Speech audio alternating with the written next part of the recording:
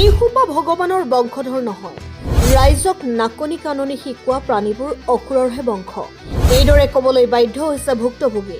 বান্দৰে ইমানেই অতিষ্ঠ কৰিছে যে অসমৰ গ্ৰামাঞ্চলৰ ৰাইজে খেতি কৰিবলৈ বাদেই দিবলগীয়া হৈছে। ঘৰত অমিতা এডালো ৰুবতো নোৱাৰিছিলে, এইবাৰ কবি অথবা ধনিয়া খেতিও কৰিব নোৱাৰা হৈছে। আনকি ধান খেতিও ধ্বংস কৰিব নোৱাৰা অৱস্থা কৰিছে বান্দৰে। বৰ্তমান গ্ৰামাঞ্চলত টিঙৰ ঘৰত মানুহ থাকিব নোৱাৰা হৈছে, কাৰণ লগোৱাৰ পিছতেই জঁপিয়াই টিং বেয়া কৰি পেলাই জাক জাক বান্দৰে। সেই চাপ ঢালাই ঘৰেই একমাত্ৰ বিকল্প হৈ পৰিছে। এই দৃশ্যটো চাওকচোন, প্ৰায় 200টা বান্দৰে কেইবাটালো গছৰ পৰা একেৰাহে ঘৰলৈ জঁপিয়াই আছে।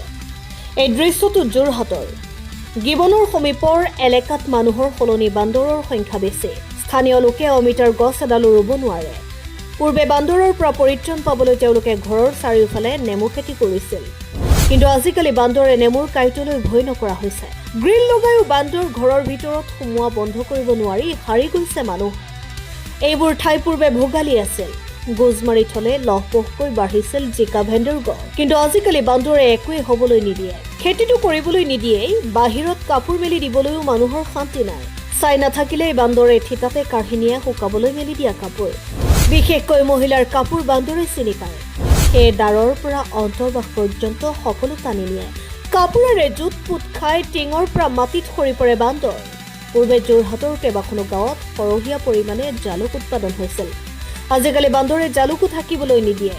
আনকি বৰ্তমান তৃণভোজী বান্দৰেও মাংস খাবলৈ লৈছে। গাঁৱৰ দোকানীৰো শান্তি নোহোৱা কৰিছে কপিকুলে। ওলোমাই থোৱা চিপছৰ পেকেট বৰ্তমান বান্দৰৰ প্ৰিয় খাদ্য। গিবনৰ সমীপৱৰ্তী সেইটো এলেকাত পুৰুষ ঘৰত নথকা সময়ত বান্দৰৰ জাকে বেছিকৈ আক্ৰমণ কৰে। আশ্চৰ্যকৰভাৱে বৰ্তমান বান্দৰে মহিলালৈ ভয় নকৰে। উপায়ন্তৰ মহিলাই পুৰুষৰ পোছাক পৰিধান কৰি বান্দৰ খেদিবলগীয়া হৈছে। চিটিকা দেখুৱালেও ভয় নকৰা হৈছে বান্দৰৰ জাকে। এইবোৰ এলেকাত পূৰ্বে কিন্তু বান্দৰৰ ইমান উপদ্ৰৱ নাছিল। কেইবছৰমান আগলৈকে বান্দৰ নথকা সময়ত গাঁৱৰ মানুহে উৎপাদন কৰিছিল প্ৰয়োজনীয় শাক পাচলি। আজিকালি সেইটো অসম্ভৱ। মানুহে খেতি কৰিলেই পুৱাই বান্দৰে বাৰীত তাণ্ডৱৰ সূচনা কৰে। পাকঘৰৰ পৰা বিস্কুটৰ টেমাও থপিয়াই লৈ যায় কপিকুলে। সেইদৰে শিৱসাগৰৰ কালুগাঁও নামৰ এলেকাত বান্দৰৰ উপদ্ৰৱ ইমানেই বাঢ়িছে যে মানুহে ঘৰে মাটিয়ে বিক্ৰীৰ কথা ভাবিবলগীয়া হৈছে। বিশেষকৈ জটকীয়া নাথ গাঁৱকে ধৰি কেইবাখনো গাঁৱত মানুহক আক্ৰমণ কৰিব পৰাকৈ বান্দৰৰ সংখ্যা বৃদ্ধি হৈছে। কালুগাঁৱৰ যিকোনো স্থানতে জলকীয়া গছ এডাল লগালেও বান্দৰে পুৱাই সৰ্বনাশ কৰি পেলায়। গতিকে গয়াই আজিকালি খেতিয়েই নকৰে। ইয়াৰ পৰিণাম ভোগ কৰিছে গ্ৰাম্য অৰ্থনীতিয়ে।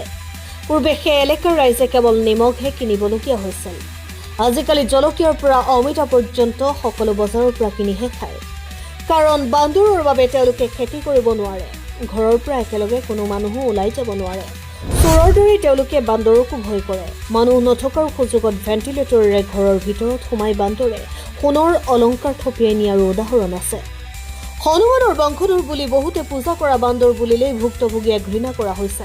এই বিষয়টোত কাৰ্যকৰী ব্যৱস্থা গ্ৰহণ নকৰিলে ধ্বংস হ'ব অসম।